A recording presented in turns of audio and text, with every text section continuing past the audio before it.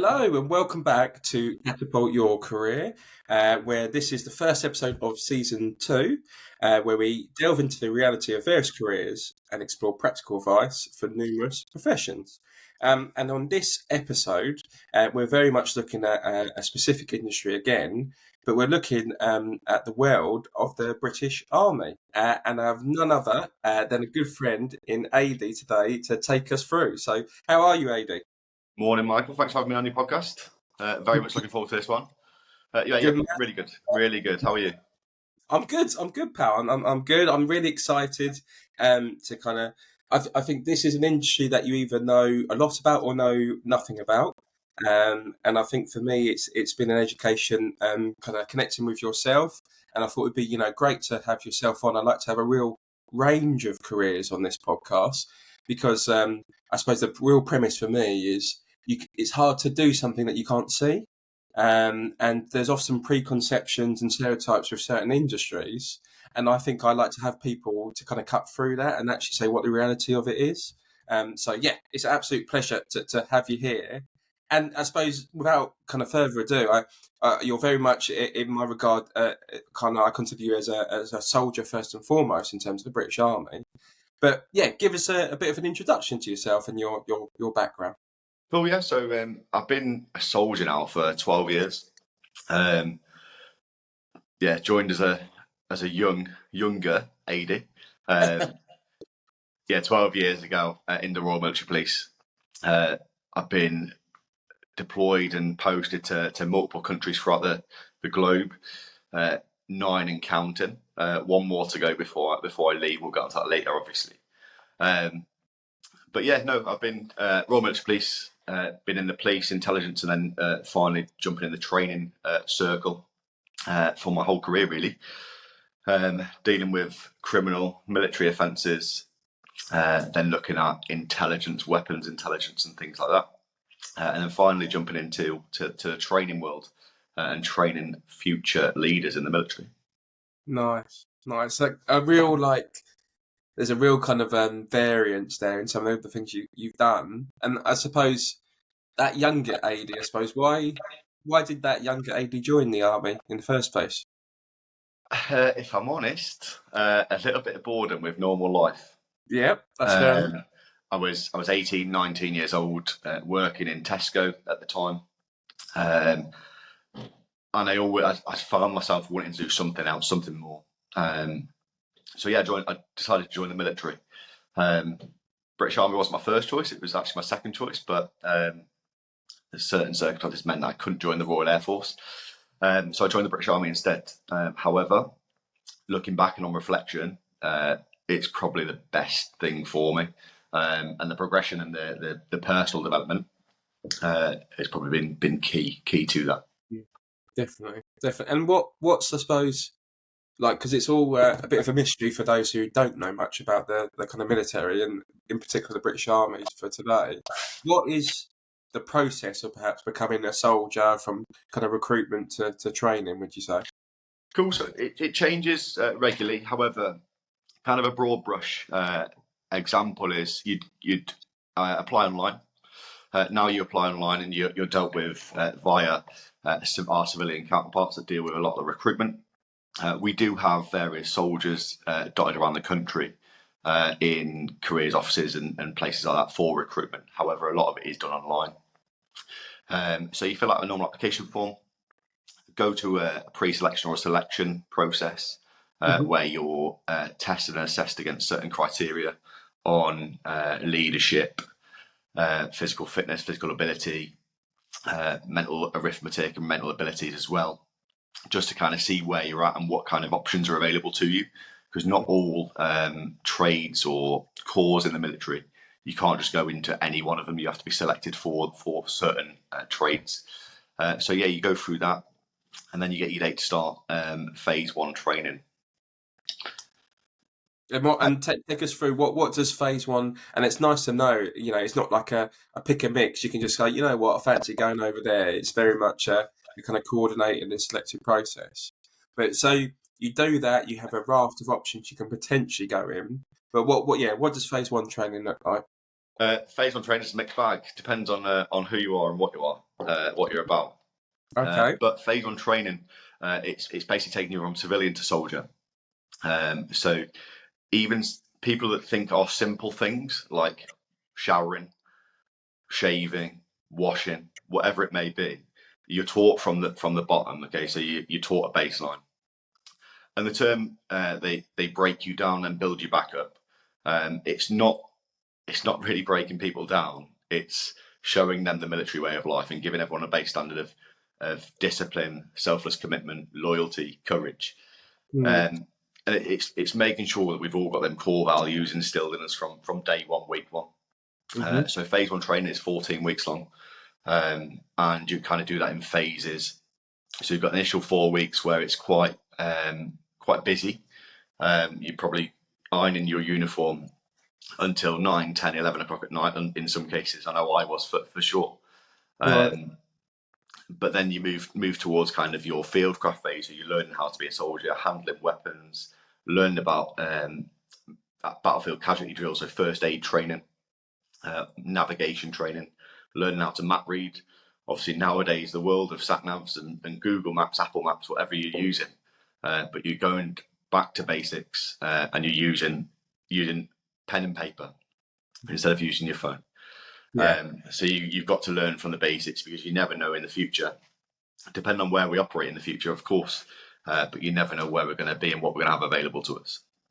And then you finally move on to your blank firing. So it's essentially you're on an exercise, completely safe, and then you're using them skills to go more the tactical phase. So it's kind of a very, very good progression. So it's a tactical phase, and you move on to your pass out, and it's basically a week of drill where you learn how to look smart, and really refining them skills and looking smart for obviously your families at the end. Yeah. No, amazing. And I think it's really interesting. Like, it might just be kind of, it's just normal for yourself, I suppose, but it's really interesting for our listeners to actually hear the reality of what kind of happens. And the biggest thing for me as a coach, I would obviously pick out, is that initial bit of understanding people's core values. And I think for me, that is absolutely massive. And you look at the biggest cultures, the best performing companies, it's often always based around values and a core culture. And yes, there's expertise and skills you can train and kind of build in people, but a personality, your core kind of values, is something you're either born with or kind of grow with. Um, pardon me. And I think for that, to really understand and allow people to kind of work as a core group and team against like a shared value or shared purpose, whatever it is, whether it's the army or, Civvy in terms of a corporate organisation, I think that's absolutely massive. And yeah, I wondered how was it for you, just that kind of reflection on that kind of that building as a team and having the same kind of core values, I suppose. So yeah, so for me, it was a bit of a shock to the system initially, but I think as you grow and you progress in your career, you kind of understand the importance of values, Mm, and certainly trying to put them into your own day to day life. There is a migration of that, and I think instilling them from an earlier age. I think personally, we could even look at doing it in schools and instilling them values in schools now. But yeah, instilling them core values from a very early age, or an early stage in your career, it's imperative. It's something I'll always take forward with me. definitely, definitely. And are there ones in terms of you personally or the British Army that they hold in terms of values? Are there values that you, in particular, going through that process and perhaps gaining a bit more self awareness around it? Are there certain values you kind of often hold to your core now, I suppose? Yeah, I believe that. So for me, loyalty and selfless commitment, they're Mm, two of the biggest ones. And I think loyalty is a double edged sword. So loyalty to the service. yeah. But I think as you grow, and obviously we'll get onto it, but as you grow and you gain a family, your loyalty changes a little bit. Mm, It has to. So you're still loyal to the service, but you've then got a loyalty to your family, to yeah. your kids, and probably sometimes throughout my career in the last 7 years, maybe my loyalty to the service has overmatched that with the Mm. amount of deployments I've done. However, you certainly look at bringing them in to your own personal life, and I hold them to in quite high regard now. Yeah, definitely. And it's important, I think, some people think these are just words that you throw around. But that loyalty aspect is a real like core component of how you probably live your life now. And I reckon it's important to have an understanding of that, because sometimes something very trivial or small might happen and it completely kind of like chucks you off course, and you think, I'm so annoyed, I can't believe they've done this and all the rest of it. And it's obviously, it might be someone's like challenged your kind of value of loyalty, and they've done something, try to accept, or it might just be a simple event or organization that you're kind of running together, and they've kind of gone back on that loyalty, and it's really kind of hit you at the core of your values and the core of your heart. And it can really, really trigger people. And I think by having that self-awareness and understanding of how these things affect us, you can plot your life even easier, I would say. Definitely. But I suppose you do that phase one training, kind of going back to that piece, and perhaps you can kind of more lean on your own career, because I'm sure, like you said, there's various options and aspects of where you can join. Once you kind of complete that phase one training, you have that kind of initial good grounding and foundation. Where do you go from there? So for me personally, because I was Royal Military Police, I went down to the Defence School of Police and the Guardian down in Portsmouth. Mm-hmm. Kind of come full circle, because that's where I'm ending my career. Yeah. But yeah, we go down there and we do around 6 months, just less than, of policing training, and that's policing as in the barrack, like on the ground in the UK. Yeah. Policing training, criminal investigations, learning about the laws and legislation of the UK, as well as the armed forces. And there's also a leadership aspect to that as well. So now they call it the Army Leadership Development Programme, which is kind of a phased approach. Depending on what rank you are, you'll have to go through the process in promotion. But near the end of that, you get the Army Leadership Development Programme course, which qualifies you as a Lance Corporal from training. Quite a pinnacle, really. And that's quite a draw of being in the service police, and you get that rank straight away. There's a lot of corps, trades, and units in the army that people have to wait 4, 5, 6 years for that rank. So for us to get it from essentially day one is very appealing. However, it comes with its challenges as well, of course. Having to deal with members of the service community that maybe want to hold that rank but haven't got to that stage yet. Yeah. And we're kind of seen as being given it from phase 2 training. It's not the case. They still have to do the same courses, but that is certainly perception. So so the 6 months program, a lot of legislation, a lot of tests as well. We go through an environmental training phase where we kind of we're employed in a mock police station where we're working towards corporals who are leading and managing we call them sections or teams. And then they kind of offer advice and guidance and are tested against certain criteria: arrest, search, interviews after caution, statements, stop and searches, road traffic collisions. So we're kind of getting a broad brush and a good base knowledge of policing, really, from that level. And everyone across the 3 services, so the British Army, Royal Air Force and Royal Navy, we all get the same basic training now, and we're all on the same courses. So it's kind of a tri-service approach to policing, and we carry that forward then onto all our further policing courses. Thank you for kind of sharing that. And it's interesting you said about the Lance Corporal and that pull of that title, and how that's quite good, but equally, what comes with it, you might have a perception from other colleagues in terms of you've been given that title from early doors. I'm interested, I'm sure there's assumptions I can make on listeners, but why is it such a pull for that title as Lance Corporal? What is the pull for you, do you think? Financial. I think first and foremost, so people a lot of financial. Forgive me for getting this maybe a little bit wrong, but I believe that the annual salary for a Lance Corporal is around £24,000 to £27,000 a year. Okay. In our trade. Mm-hmm. Not a bad wage at all. Yeah. Especially when you're looking at the benefits that the military bring, in that you've got very subsidised accommodation. Yeah. You have free medical and dental care. A free gymnasium on site that we can use whenever we want. And them kind of things are massive. So for someone to either join, let's say, the infantry, and maybe earn £20,000 a year, or do a little bit more training. I'm not saying more arduous training at all, but maybe do a little bit more time within training to earn an extra £4,000 to £7,000 a year. That's a massive draw for people. And our promotion in the Royal Military Police is quite quick. So we can get to the rank of corporal, which is obviously the next rank up, probably within 2 to 3 years after training. That is a prestigious rank. Everyone says that the army is run by the corporals. And that is very prestigious and comes with an annual salary of £34,000 to £37,000 a year. Yeah. So for the progression of rank and professional progression, I think that's our draw currently. Definitely. And thank you for being so, honest and transparent about it, I think, because, it's interesting. The reason why I asked the question is I often personally deal a lot with accountants, consultants and advisors. That's my kind of niche, and helping them transition careers from there to whatever they wish to be, often is creatives. And usually the conversations I have with them is they've chased that role for the title and the prestige that comes with that title. So they've kind of chased it to be a consultant, to be an accountant, because that's kind of deemed successful and deemed important in society. So more the title than actually, yes, there's a good financial compensation that often goes with those three key roles, but more how they're seen amongst their peers.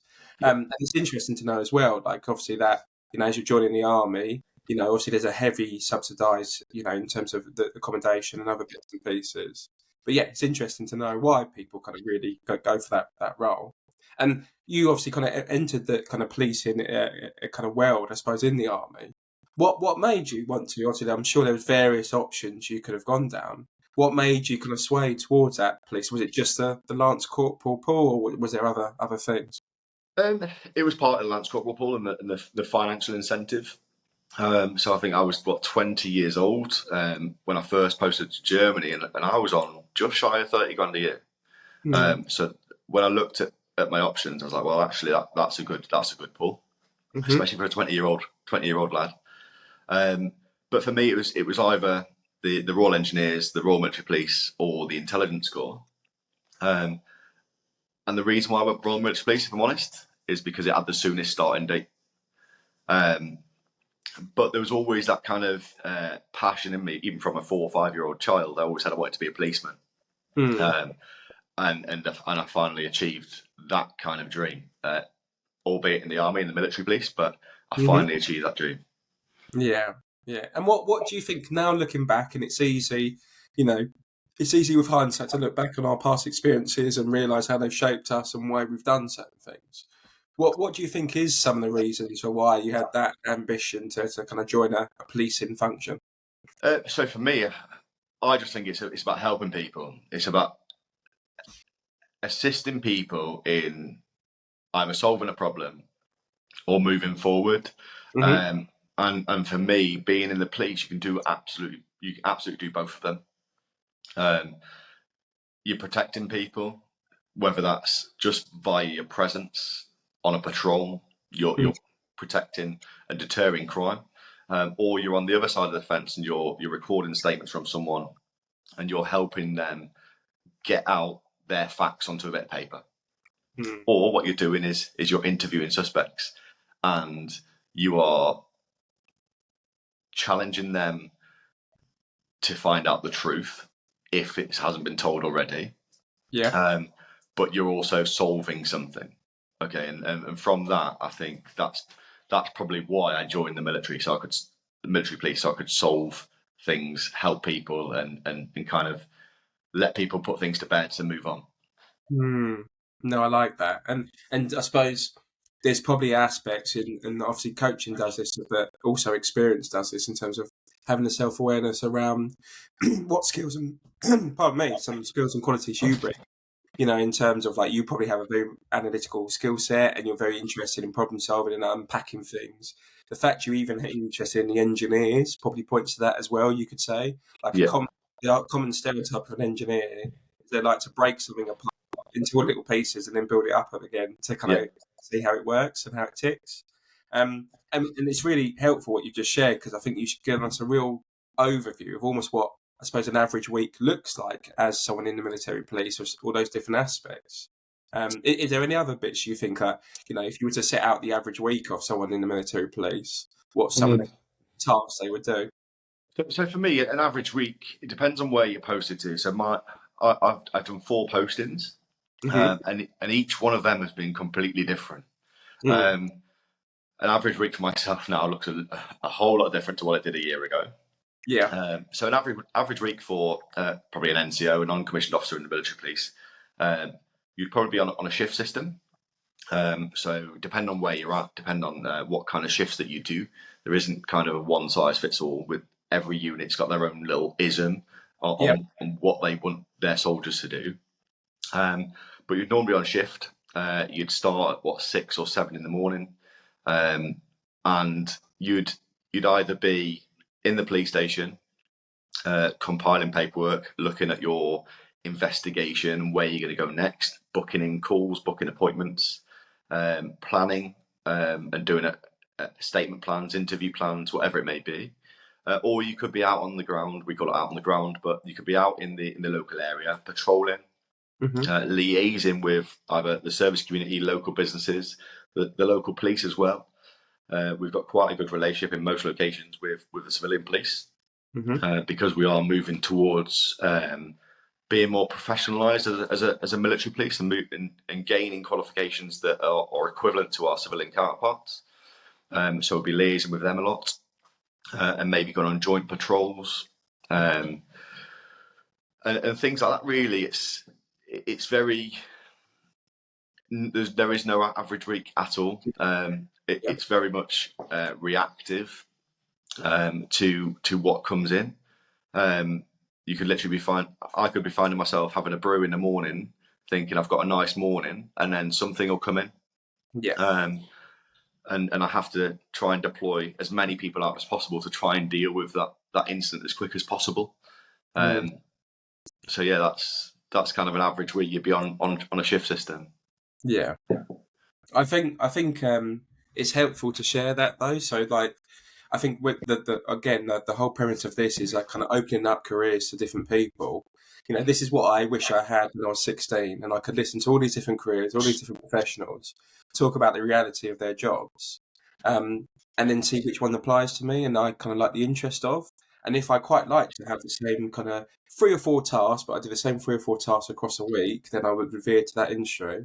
Whereas if there's aspects where I love variety and I almost like the fact that I could walk in the door and have no idea what the day is going to kind of have for me, then obviously this would be something that would more interest me.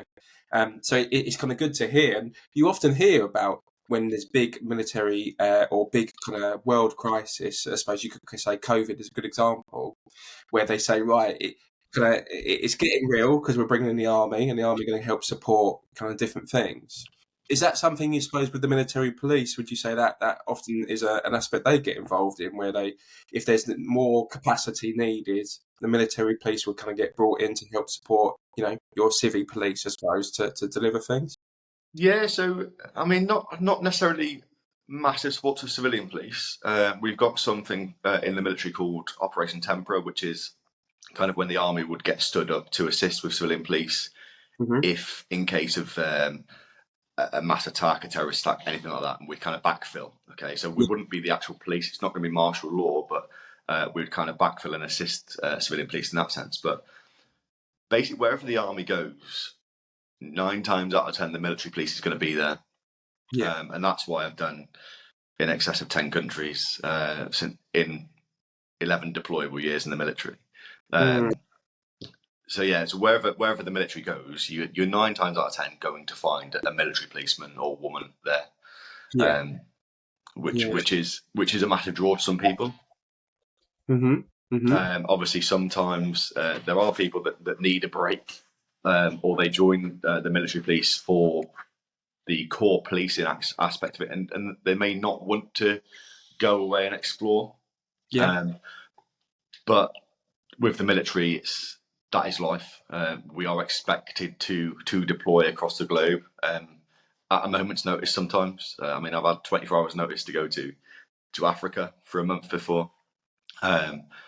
It's just you've got to get on with it and get it done. But Mm. Yeah, we do support a lot of other agencies as well as the military Mm. overseas and in the UK. Yeah, and again, that's a really useful kind of thing to mention, that if someone is rather worldly and wants to travel and wants that, built in as part of their job, then this seems like a no-brainer in terms of a career you can sway towards. Whereas if perhaps you want that more stable home state stability, then again, that's an aspect to consider.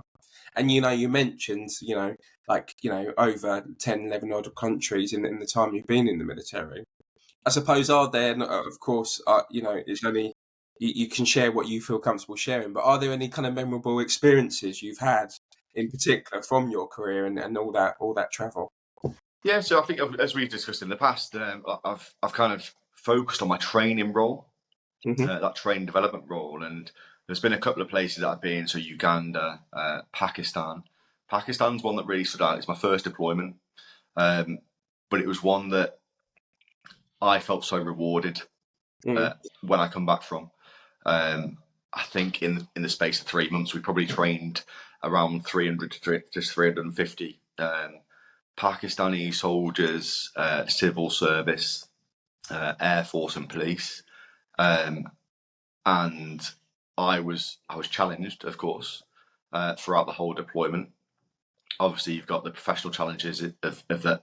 It's the first time I'm doing it abroad, Yeah, um, as well as the personal challenges. It's the first time I've been away from my children. yeah, So for me, it was very challenging. But when I got back and reflected, seeing the difference on each individual person that you took through that specific training, I felt a huge sense of pride after that one. So much so I actually went back for another period. Um, but yeah, I would say from my deployment aspect and probably from my career, that was probably my big one. mm. And there's a common theme here. You can't switch your brain off when you get into that kind of coaching mind, and you hear people share their stories. But there's a common theme here in terms of that core element of helping people and changing people's lives. And we're kind of come on to a different aspect of where you're going from leaving or looking to eventually transition from the army. That kind of builds on that common theme. But you mentioned some of the more challenging aspects, and I suppose there in terms of you can up and leave, you leave in your family. I suppose that's a key element. I think that's good to communicate with others in terms of what would you say are some of the more rewarding or challenging aspects of the military police. Uh, I think for those that have got families, the Royal Military Police is a place for you, of course. We are better than what we were in supporting families, supporting people with younger families as well, and bringing them on board and getting the job done. Absolutely, but we do support families immensely. Mm, But that is a challenge in itself. Um, Obviously, as a leadership team, we need to be communicated to. Um, but we also need to communicate back as well. And that's kind of where I see probably the challenges, because people don't want to speak out. People struggle to speak out when they are struggling, yeah. or maybe when they're experiencing a bit of a difficult period. But that's probably the biggest challenge. I think the biggest reward um, is that assisting people and growing as a person as well. And I think I don't want to be external, but it's more intrinsic as well. By being successful and successfully solving an investigation, you get a bit of pride in that one as well. Mhm. Absolutely. Definitely. And there is a common, I don't know, this would be a good opportunity, whether it's myth or not. There is a common perception, I suppose, and I think, the society in general is changing around our perception of mental health and seeing it actually as mental fitness, which I quite like the word. So you have physical fitness, and you have mental fitness, and it's Yeah. only the same. But that kind of, the very much masculine kind of laddie persona, and I'm all right, and covering up the insecurities. But I think more and more we're realising sometimes to be in touch with our emotions can actually make us a stronger person. And obviously there's a balance to all of these things. What would you say? How is that kind of, how has that even evolved in your, 11, 12 year span of the military in Um, terms of that perception? We've always been trained in it. So we've always had it briefed in on an annual basis on looking after your mind, looking after your mental fitness. However, I've seen a massive improvement in the actual services that soldiers, sailors, and airmen are actually given and provided with, probably I want to say over the last 4 to 5 years. I have seen a massive increase in the services and also perception within the military. Yeah. There is a lot of perception that blokes shouldn't cry. Yeah. Blokes shouldn't show their emotions. Blokes shouldn't show their feelings. But there's been a lot of changes, and a lot of men, particularly. I'm going to talk about men particularly, but a lot of men are now talking about how they're feeling, what they're feeling, and why they're feeling that way. Yeah. And it shouldn't even be more accepted, but it is more. We are more open about that now. And I think the more we talk about breaking the stigma, the more we actually put in the fact that there is a stigma. Yeah. So yeah, for me, it's got a lot better over the last 4 to 5 years. A lot more people are seeking help.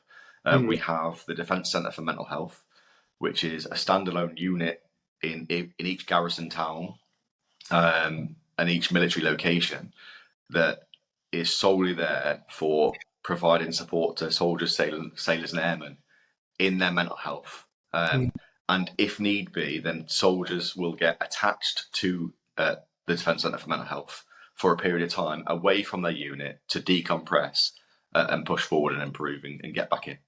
Yeah. No, I mean that's really kind of good to hear, I suppose, from someone who's actually kind of been there, done it, got the t-shirt. And hear the perception. And we kind of chuck a lot of things on COVID, and I think sometimes we do it just to get out of stuff. But I do think COVID had a big kind of influence in terms of changing perceptions, and you had a lot of kind of ministers and people brought in. I don't want to butcher his name. I think it's Dr. Alex George was a big person who lost his brother due to kind of mental health, and was brought into government during COVID and times to kind of help with the isolation, because that, you know, coming from someone who had a background in the NHS, that was one of the biggest silent killers. So yes, you had the physical kind of killer of COVID, but the silent killer was isolation and loneliness, which then tackled kind of people's mental health, and that was a massive kind of problem. But equally, it raised the kind of profile, and hence we got to, you know, I don't like terms for terms' sake, but I do like mental fitness, because that for me is easy to think, well, I go to the gym to work out my physical fitness. What am I doing just to work out my mental fitness? It just kind of makes it very, very normal. So thank you for sharing that real kind of transparent view on the change, I suppose. And as we kind of start to switch the conversation more to now focusing on our listeners and people they've started to hear some of your experience, your background in the military police, and they're thinking, actually, this might be something I'm considering.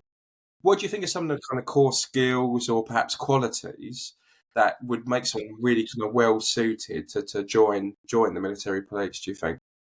So for me, first and foremost is I would say communication skills. Coming from a background where I've had to learn how to use a mobile phone and stuff like that, a lot of people do struggle now with communicating face to face with people. So I would say that communication skills face to face and dealing with people face to face, not on a mobile telephone, is key. And a bit of self-awareness, discipline as well. Them two are very key as well. So self-awareness, if you're going to come into the Royal Military Police, you're going to get that rank, but knowing that you've got that rank earlier on than the people that we are policing, the service community that we are policing. So be respectful to them people, and don't wear it as a badge of honour. Don't get yourself too hung up on the fact that you have got rank early on. But also use that rank early on as well, because that's why we're given it. I want to say self-awareness is knowing your own abilities, knowing what you can do and can't do, and having that ability to challenge yourself, but speak out and communicate as well when you can't, when you don't think you can do something, because there will be someone else that has that experience. That's absolute gold, like, because I think for me, the biggest thing that was shouting in my mind when you were talking there was like, and I mentioned it a couple of times, is emotional intelligence. And for me, I always describe it as like, what's it like to be on the receiving end of you? Yeah. And that really kind of feeds into self-awareness. And I think I've had to kind of battle with this throughout my whole career, my kind of corporate career of I've been kind of flung into kind of graduate programs and been into operational and almost strategic management positions where I'm often managing people. So I'm only 28, and this was kind of 4 or 5 years ago, so I was very young. And I'm managing people who are twice, if not 3 times my age. And I was incredibly aware, and perhaps I'm lucky, that my parents had me late in life. So my dad is in his kind of late 70s. That I very much had a very core element of respect to my elders and not kind of being that brash youngster that, yes, just because I'm an operational team leader, I don't chuck it in people's faces and say, well, this is what we're going to do. I don't care what you've done for the last 10 years. This is what we're going to do. I'd spend the first 3 to 6 months kind of saying, what do you do? And asking questions in a very friendly way, but saying, why have you done it this way? And allowing people to explain it because they've done it, they have their experience, why not use it? And I think there's a very clear parallel between what I've just mentioned there and what you said about the Lance Corporal. Not just saying, like, look at me, I'm Lance Yeah. Corporal, you do what I say. No, not at all. It's saying you're aware how that could trigger other people because you're earning more money, you've done it in quite a quick period. But equally, you're using that role to say, look, yes, I'm Lance Corporal, but actually I have a bit more responsibility. I have a bit more power and control to kind of change things for the benefit of other people. Why do you do things? Tell me why, because I can help you to make this environment better and we can work together as a team. That's it. And all of a sudden, it's gone from me telling you what to do to more, regardless of the role, it's a peer-to-peer. And I wonder, is there any reflections for you when I kind of share that experience? No, I think we're very in transition. It's quite pleasing to see that it's going to be quite similar on the outside, hopefully. Yeah. So yeah, that's quite pleasing. Definitely. No, and at the end of the day, the most annoying and kind of pleasing thing in the world is we're all humans and we're all unique, and that can make you tear your hair out because you're thinking, my goodness, just come on. But also that's what keeps life interesting at the end of the day. But I think if you treat, regardless of your role, it doesn't matter if you're the cleaner or the CEO, if you treat people as peers, you'll get a whole lot further and you'll probably do a lot more in your job anyway, rather than saying, I've got a title, I treat you like this. So I think that's a really, really good aspect to share. And I suppose as we're kind of putting to more the close now of our podcast and looking at, you mentioned that transition yourself, which we'll kind of touch on at the end. I suppose if you had your time again and you're more, I mean, you're looking quite fresh-faced anyway, AD, I'm not going to lie. But if you had your time again and you were that young 20-year-old just leaving Tesco and you're going to enter the kind of industry again, would there be any pieces of advice that you would give that young AD? Embrace everything. I've reflected on my career, and do you know what? I wouldn't change a thing. But I would continue to embrace everything that came my way again, because I do believe that personally, in that personal development aspect of it, I'm so much different. I'm so much of a better person since I joined the military. My confidence levels have probably 100 times better. And my outlook on life is 100 times better since I joined the military. But I would just say continue to embrace everything, and continue to help other people as well and develop them in their career, because that's key. That's where you get your reward. 100%. And I think that embrace of everything is a real key element. And for me, and I might be kind of like, paraphrasing or using your words here, so correct me if I'm wrong. Embracing everything also means you have to step out your comfort zone, because there'll be stuff that you're thinking, I'm not sure about this opportunity. But by you embracing everything and really kind of making the most and putting your hand up, there's this opportunity to go to do this, and you're like, yeah, go on, and I'll give it a go. You're now in the position you are now in terms of having that increased exposure and confidence around doing various things. Because the thing is, with confidence, we always speak about confidence, and I have a bit of a balanced view on how we can generate confidence. Yes, there's affirmations. Yes, there's other things you can do, looking in the mirror, etc. The biggest way you're going to get confidence is by doing things and by exposing yourself to different environments. Because at the end of the day, when someone challenges me, I have a raft of experience. I can say I've done X, Y, Z multiple times, multiple situations with multiple people, and that is why I feel confident in this situation. So I think embracing everything that comes to you is amazing. And you are, if we kind of go on from that in terms of embracing everything, this is how we actually met ourselves, and through kind of socials, because you're actually embracing an opportunity to transition eventually out of the military police to a similar industry to myself. So would you kind of care to tell us a little bit more about that? Yeah, so it was always the plan for me to look at my 12-year point, and to really evaluate my life then, in order to decide whether I was going to do my full 24 years in the military, or leave it as 12 and move on. And it wasn't until December to February, March time that I went through my own personal challenges and developed myself personally. And it was a case of, do you know what? I can do this. Like, I am not, the military doesn't define me. The military has assisted me, and it's facilitated my growth, absolutely. But I am not the military. I want to try something else. Mm-hmm. And I decided that I had the confidence to go, do you know what? Let's hit the button, as it were, because we have to give 12 months notice. But let's hit the button and let's move on, and try something else, embrace another challenge. So I've obviously been a coach in the military for a while, and then moving into my last 12 months in the military, I decided that I was going to do multiple courses and try and gain as much experience as I can, and try and do this for myself, and be self-employed. Obviously, we've discussed in the past that it may not be jumping straight from the military to being self-employed. There may have to be an employed role in there somewhere, but moving into that whole holistic coaching world is kind of where I see myself. Maybe full-time, hopefully full-time in the next 3 to 5 years is my plan. But yeah, I think for me it's going through the process of holistic coaching hypnotherapy, and understanding how it works and seeing the benefits of how it works. Definitely something that I want to shine that spotlight on other people, and help other people grow. Amazing. And I think it will come as no surprise to people who've listened to this podcast that have heard that core theme of helping people, and no surprise that you are entering looking to enter the coaching industry. And like you said, that we all transition in different ways.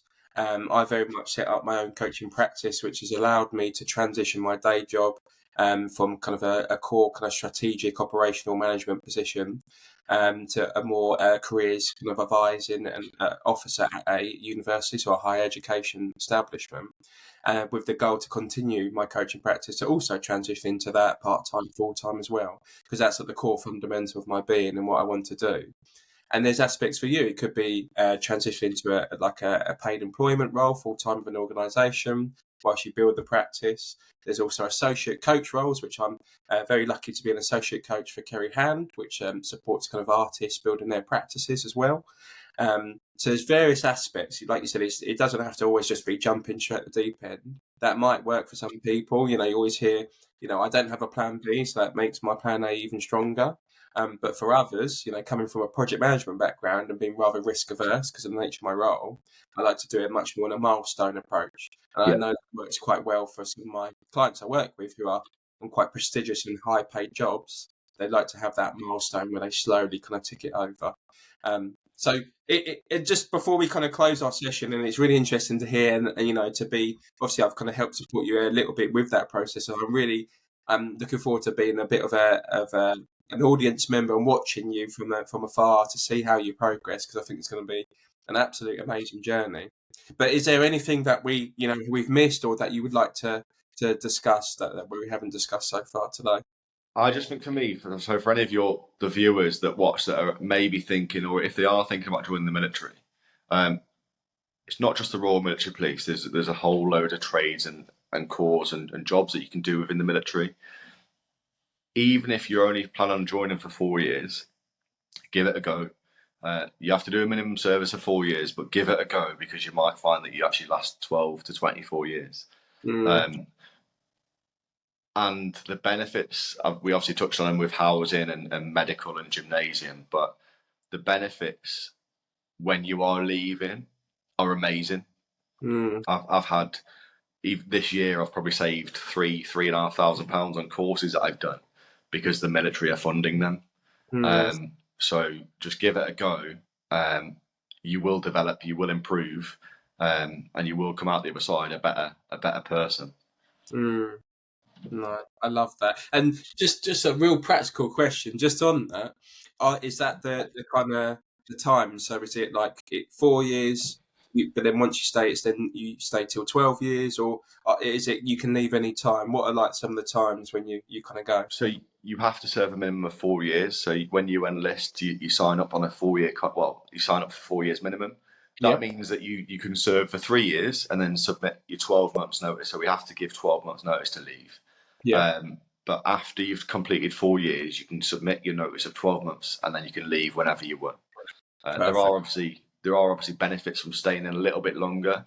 Yep, So at 12 years, you get a resettlement grant that's a tax-free lump sum paid on your last salary, yep, to help you in that transition. But which is why I've stayed till 12 years. yeah. But for me, minimum 4 years is good. Yeah, yeah, definitely. And I think, it's a good stint. There's lots of opportunities. It's not like you're just going to be stuck doing the same role. You're going to have lots of options and opportunities to kind of bounce off and learn new things.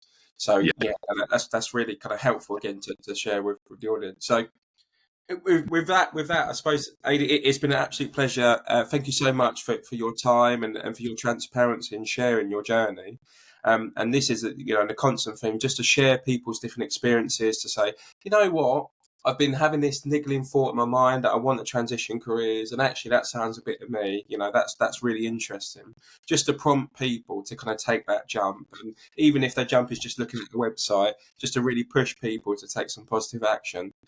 So it's been an absolute pleasure. So thank you for your time, Adi. No, thanks for having me.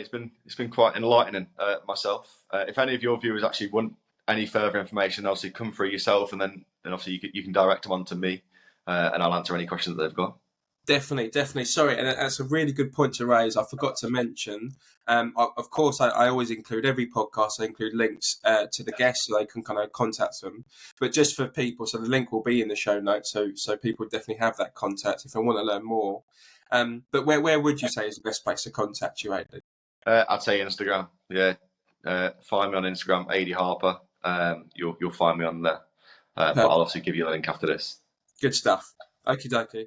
Well, thanks for your time, Adi, and hopefully that's been a kind of a good episode for everyone listening, and another kind of opportunity, another career to open your eyes up to.